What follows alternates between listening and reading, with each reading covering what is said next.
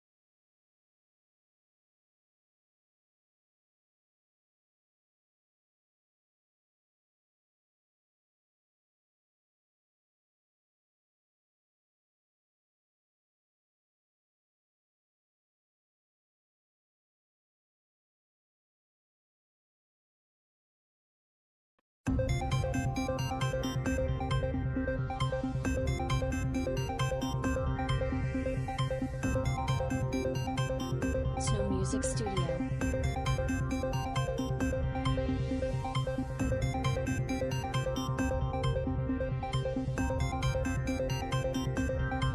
हमारे मंच पर मंचासीन सभी मान्यवर,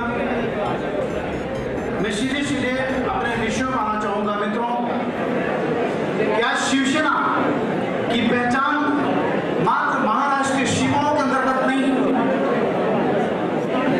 तरुणी शिवसेनेच्या माध्यमातून समाज कार्याचा जो ठसा उमटवलेला आहे, त्या ठसाचं हे प्रतीक आहे।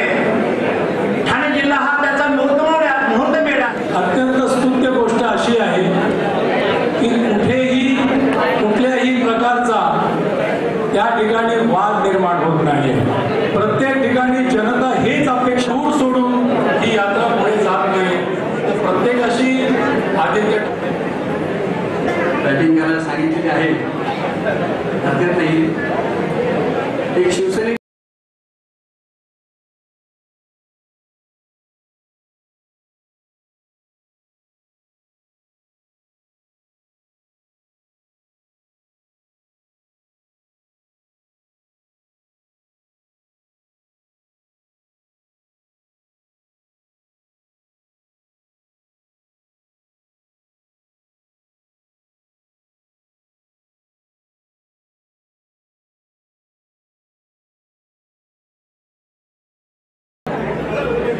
आदित्य ठाकरे साहेब, व्यासपीठावरील सर्व सन्माननीय मान्यवर, महापौर, खासदार, आमदार, जिल्हा प्रमुख, शहर प्रमुख, सर्व पदाधिकारी, सर्व नगरसेवक, सर्व कार्यकर्ते बंधू भगिनींनो, मी आपल्या सगळ्यांच्या वतीने, तमाम ठाणेकरांच्या वतीने युवा सेना प्रमुख आदित्य ठाकरे साहेबांचं मनापासून या ठाणे नगरीत स्वागत करतो। धर्मवीर आनंद दिघे साहेबांच्या बाले किल्ल्यात त्यांचं स्वागत करतो। खरं म्हणजे शिवसेना आणि ठाणे आणि शिवसेना हे समीकरण गेले अनेक वर्ष या महाराष्ट्राने पाहिलंय आणि यापुढेही त्यांना ते पाहत आहेत। खरं म्हणजे शिवसेना प्रमुखांनी सांगायचं, शिवसेना प्रमुखांनी आदेश द्यायचा आणि धर्मवीर आनंद दिघे साहेबांनी त्याचं पालन करायचं हे समीकरण कित्येक वर्ष ठाणे जिल्ह्याने आणि अवघ्या महाराष्ट्राने पाहिले आणि म्हणून पहिली सत्ता ठाण्याने दिली हा इतिहास या महाराष्ट्रातल्या सगळ्यांना माहिती आणि म्हणून शिवसेना प्रमुखांनी देखील मनापासून प्रेम या ठाण्यावर केलं आणि ठाणेकरांनी देखील शिवसेना प्रमुखांवर तेवढंच प्रेम केलं. उद्धव साहेब देखील तीच परंपरेचे साहेब देखील त्यामध्ये कुठेही मागे नाही.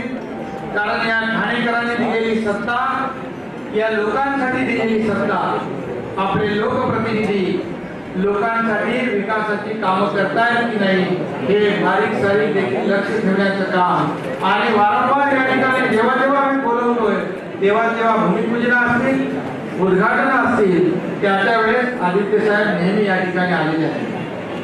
आणि म्हणून ठाण्यावर शिवसेना प्रमुखांनी जेवढं प्रेम केलं तेवढंच प्रेम उद्धव साहेब आणि आदित्य साहेब करतायत हे मला आपल्याला सांगण्याची आवश्यकता नाही.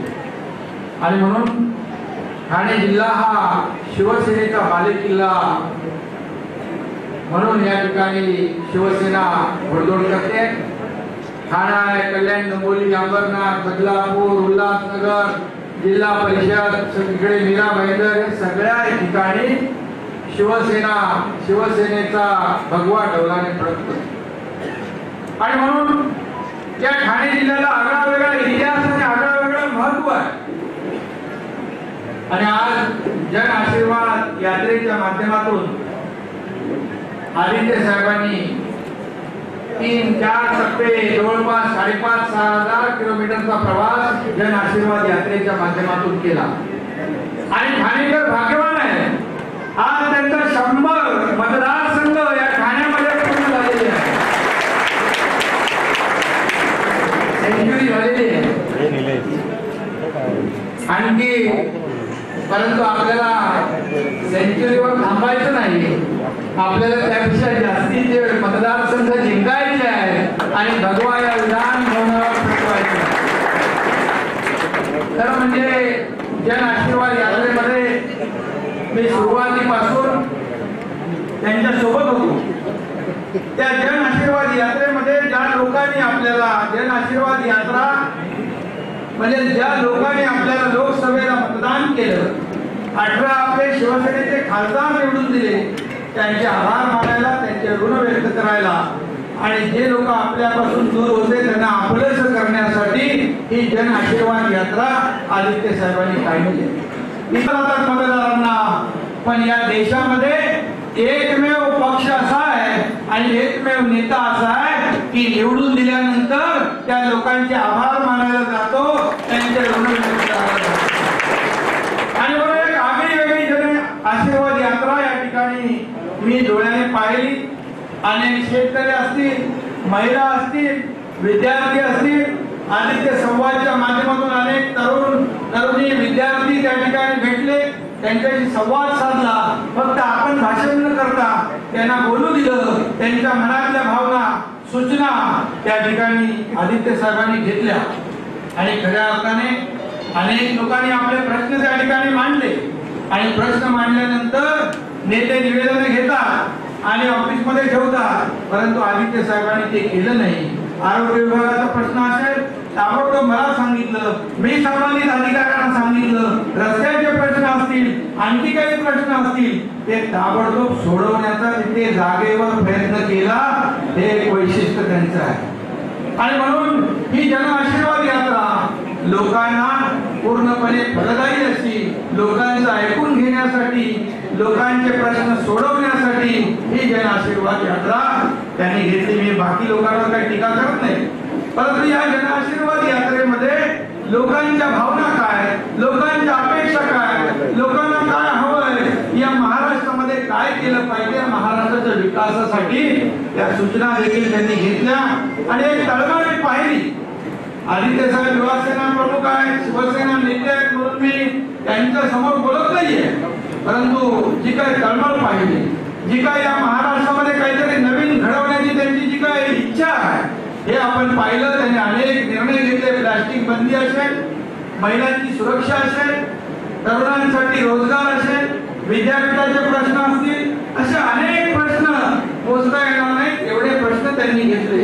खरं म्हणजे मी आपल्याला सांगू इच्छितो, हे त्यांचं वय खेळण्या भागडण्याचं, हिंडण्याचं, एन्जॉय करण्याचं आहे. परंतु महाराष्ट्रामध्ये काहीतरी घडलं पाहिजे, काहीतरी नवीन घडवायचं आहे, सर्वसामान्य लोकांसाठी काहीतरी करायचं आहे, ही भावना त्यांनी मनामध्ये ठेवलेली आहे. आणि आदरणीय शिवसेना प्रमुखांनी जे आपल्याला काय मंत्र दिलेला आहे, 80% समाजकारण, 20% राजकारण, याचं तंतोतंत पालन करताना ते दिसत आहे.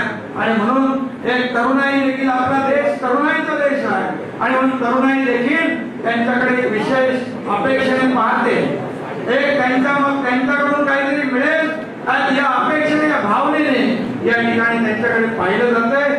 आणि म्हणून ही जन आशीर्वाद यात्रा आज ठाण्यामध्ये पोहोचलेली आहे. उद्धव साहेब देखील या संपूर्ण मराठवाडा, विदर्भ शेतकऱ्यांचे अश्रू पुसण्यासाठी, त्यांचं उद्ध्वस्त झालेलं कुटुंब उभं करण्यासाठी सारा महाराष्ट्र त्यांनी पिंजून काढला. काही वेळा मी त्यांच्याबरोबर होतो, त्यावेळेला आदित्य साहेबांची यात्रा दुसरीकडे सुरू होती. आणि म्हणून काय म्हणजे प्रत्येकाला काहीतरी आपण देणं लागतो, या भावनेने त्यांचे अश्रू पुसण्यासाठी उद्धव साहेब आणि आदित्य साहेब सारा महाराष्ट्र पिंजून काढतात. आणि म्हणून आपल्याला मी अनेक उदाहरण देऊ शकतो, परंतु मी आता जास्त बोलत नाही. आदित्य साहेब आपल्याशी बोलतील. एक नामदेव पतंगे नावाचा एक शेतकरी मुंबईमध्ये आला, त्याचं कर्ज भागवण्यासाठी, त्याच्या घराचं लग्न करण्यासाठी, आपली किडनी विकण्यासाठी आला. हे जेव्हा त्यांना कळलं तेव्हा सेना भवन मध्ये त्यांनी बोलवलं आणि त्याचा सगळा प्रश्न निकालात काढला. त्याचा उद्ध्वस्त होणार कुटुंब कधी कुठेही मागे पडलेला नाही. आणि म्हणून या ठाणे जिल्ह्यावर भगवान डौलाने फडकतोय, शिवसेना प्रमुखांच्या आशीर्वादाने, उद्धव साहेबांच्या मार्गदर्शनाखाली. आणि तुम्ही देखील वारंवार वेळ देताय आणि धर्मवीर आनंद दिघे साहेबांची पुण्याई देखील या ठिकाणी पाठीशी. आणि म्हणून मी पुन्हा एकदा आपल्याला मनापासून धन्यवाद देतो. ज्या ज्या वेळेस आपण ठाणे जिल्ह्याकडून जे जे काय अपेक्षित कराल ते आपल्याला त्याची पूर्तता केली जाईल. आणि येणाऱ्या विधानसभेमध्ये देखील या ठाणे जिल्हा आणि पालघर जिल्ह्यामध्ये सगळ्यात जास्त आमदार शिवसेनेचे असतील.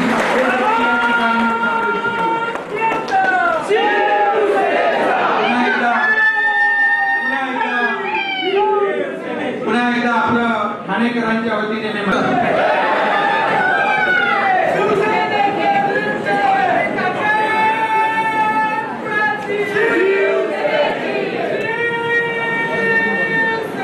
या तुमच्या उत्साहातूनच मला ताकद येते, स्फूर्ती येते, ऊर्जा येत आहे. गेले 3 महिने 4 महिने आम्ही फिरत आहोत, पूर्ण महाराष्ट्रभरात फिरत आहोत. उत्तर महाराष्ट्र झाला, मराठवाडा झाला, विदर्भ झालं, कोकण झालं, रायगड झालं, पालघर सकाळी करून आलो आणि आज आता ठाण्यात आलेलो आहे. सुरुवात करत असताना मला अजून पहिला दिवस आठवतो. पाचोऱ्यातून सुरुवात केली. आम्ही सगळेच होतो, सगळे शिवसेनेचे नेते होते, शिंदे साहेब माझ्यासोबत होते, शिवसेनेचे खासदार होते. आणि सुरुवात करत असताना मला माहिती नव्हतं की जनआशीर्वाद यात्रा कुठे कुठे जाणार, कुठच्या रस्त्यांवर जाणार, किती गावांमध्ये जाणार, किती मतदारसंघ करणार, कारण काहीच मला कल्पना नव्हती की पुढची यात्रा कशी असणार. मी खट्ट ठरलेला घरी आणि आमच्या नेत्यांच्या बैठकीत की मला सगळ्यांचे आशीर्वाद घ्यायचे आहेत. आणि म्हणून सगळेच नेते बोलले चला आपण सगळेच महाराष्ट्रात आशीर्वाद घ्यायला जाऊया. आणि ती जनआशीर्वाद यात्रा सुरू झाली. योगायोग बघा कसा असतो की शिवसेनेची सत्ता पहिली आली ठाण्यात, आत्ता पण एक हाती सत्ता आली ठाण्यात. ठाण्यात प्रत्येक मनात, प्रत्येक गल्लीत, प्रत्येक हृदयात भगवा झेंडा आहे, शिवसैनिक आहे. कुठचंही पद असेल किंवा नसेल, सगळं प्रत्येक माणूस हा शिवसैनिक आहे. शिवसेना प्रमुखांचं प्रेम ठाण्यावर, दिघे साहेबांचं प्रेम ठाण्यावर, शिवसेना ठाणे, ठाणे शिवसेना हे एक अटूट नातं आहे. हे एवढ्या वर्षाचे सुरू होत असलेलं हा केवळ योगायोग असेल, कारण आम्ही नाहीतर आधीच येणार होते ते ठाण्यात. आमचं ऑगस्टमध्ये येण्याचं चाललेलं, पण कुठेतरी पाऊस पडला म्हणून आम्ही तिथे मदत करत गेलो. जसं मी सांगितलं योगायोग, आम्ही विचारच नव्हता केला, किंवा ह्या दौऱ्याच्या आधी देखील आम्ही विचार नव्हता केला. काल आम्ही असेच मोजत बसलो की किती मतदारसंघ झाले असतील. हा योगायोग आहे की जिथे पहिली शिवसेनेची सत्ता आली, जिथे पहिला भगवा झेंडा लागला, तिथे 100वा मतदारसंघ आपल्या ठाण्यात होता. आणि म्हणून ही यात्रा जेव्हा सुरू करत होतो, मी लोकांचे आशीर्वाद घ्यायला निघालेलो. पाचोऱ्यात जेव्हा सुरुवात केली मी, तेव्हा सगळ्या जनतेला मी नतमस्तक झालेलो. आणि म्हणूनच पुन्हा एकदा ज्या ठाण्याच्या जनतेसमोर स्वतः हिंदुत्व सम्राट बाळासाहेब ठाकरे जिथे नतमस्तक झालेले आणि आशीर्वाद घेतलेले, तुमच्या सर्वांच्या समोर, प्रत्येक शिवसैनिकांच्या समोर या 100व्या मतदारसंघात मी स्वतः नतमस्तक होत आहे.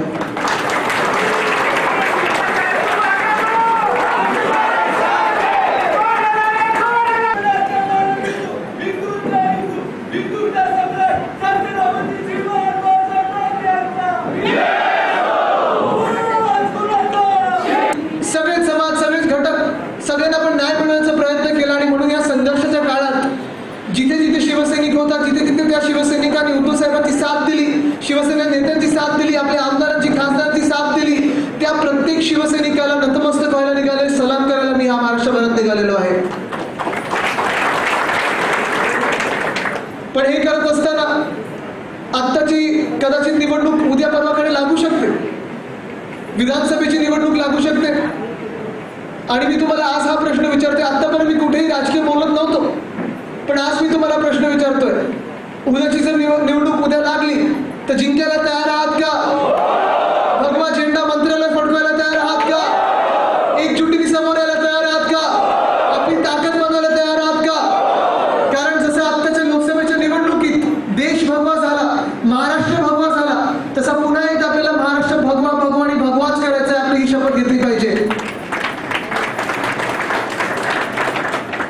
लोकसभेच्या निवडणुकीत आपल्या ज्याने मतदान केलं, जे आपल्या सोबत राहिले, साथ राहिले, त्यांनी आपल्याला आशीर्वाद दिले, त्यांचे तर आपण आभार मानत आहोतच. आणि म्हणून मी सगळीकडे सांगतोय धन्यवाद. आपण आपलं कर्तव्य चोखपणे बजावलेलं आहे. आता आमचं कर्तव्य आहे की दिलेला प्रत्येक शब्द आम्ही पाळणार, दिलेलं प्रत्येक वचन आम्ही पाळणार. आपले खासदार निवडून आले, 18 वाघ दिल्लीला पण पाठवलेले आहेत, देश भगवा झालेला आहे. आणि ही वचनपूर्ती आपली सुरू झालेली आहे. आपण बघितलं असेल 370 आम्ही प्रत्येक भाषणात बोलत होतो की काश्मीरमधून 370 कलम काढणार म्हणजे काढणार. आपल्या एनडीएच्या सरकारने ते काढलेलं आहे. ही आपली पहिली वचनपूर्ती झालेली आहे.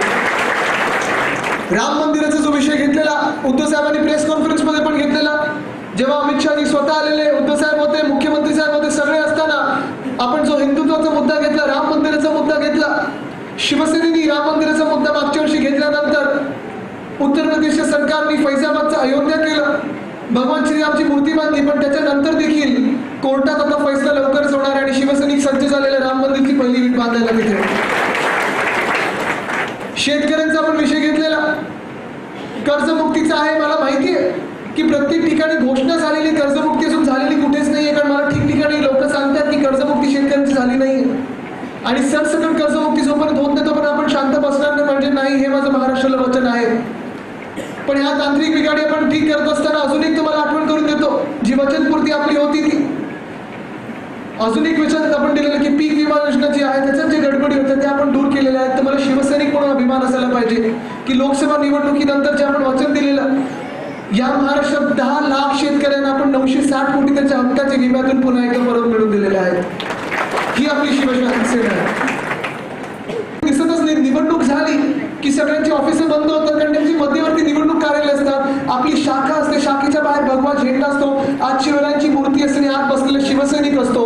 तो शिवसैनिक सत्तेत असो किंवा नसो, आमदार असो, खासदार असो, मंत्री असो किंवा कुठचंही पद नसलं, नुसतं शिवसैनिक जरी असला तरी तो शिवसैनिक हातात शिवबंध नसतं, मनात भगवा असतो, हृदयात भगवा असतो. त्या शाखेच्या दारी जो कोणी येतो, मदतीची हाक मारतो, त्याला हे नाही विचारत बसत की बाबा रे तू कुठच्या कोणाला मतदान केलेलं मागच्या निवडणुकीत, पुढच्या निवडणुकीत कोणाला मतदान करणार आहेस, तू कुठची भाषा बोलतो, तू कुठच्या जातीचा, तू कुठच्या धर्माचा, हे आपण विचारत नाही. शिवसैनिक आपला ऊन असो, पाऊस असो, भूक लागो, ताण लागो, दिवस असो, रात्र असो, जो सगळ्यांना मेहनत करून मदत करतो, त्या शिवसैनिकाला ही यात्रा सलाम करायला निघालेली आहे.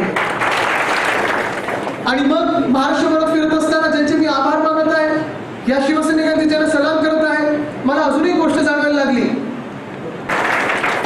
जो नवा महाराष्ट्र मला घडवायचा आहे त्याच्यासाठी मी कुठेही एकतर्फी भाषण केलेलं नाही. प्रत्येक ठिकाणी जिथे जिथे स्वागत होत आहे, मी बघतोय सगळीकडे संवाद साधण्याचा प्रयत्न करतो. मग महिलांसोबत असेल, शेतकऱ्यांसोबत असेल, मच्छीमारांसोबत असेल, धनगरांसोबत असेल, सगळ्याच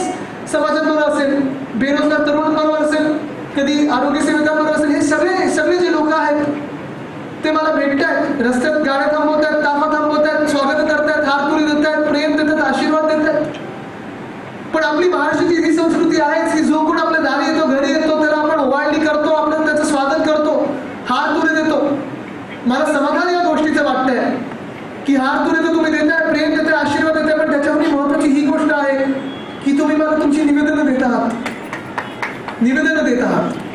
आणि मला समाधान ह्याच गोष्टीसाठी वाटतं कारण निवेदनांमध्ये तुम्ही तुमच्या अडी अडचणी सांगत आहात, त्रास सांगत आहात, मनातली जी काही सूचना असेल, टीका असेल ती सांगत आहात. आणि हे निवेदनं आपल्या अडी अडचणी, आपला त्रास आपण ऐर्या गैऱ्याला सांगत नाही, चौकावर बसून मुंबईत बसत नाही, मुंबईपर्यंत पोहोचत नाही किंवा माझ्या कानावर येत नाही. जेव्हा एखादं वादळ येतं किंवा एखादी लाट येते, काहीतरी चांगलं घडतं किंवा लाट नष्टही करू शकते, पण ते आवाज तर सगळीकडे असतात. दरकाळी फोडली सिंहाने तर सगळीकडे आवाज ऐकू येतात. पण जो मंद वारा असतो, जो रिमझिम पाऊस असतो, जे दम पडतं, त्याचा आवाज कोणी ऐकू शकत नाही. तो आवाज मी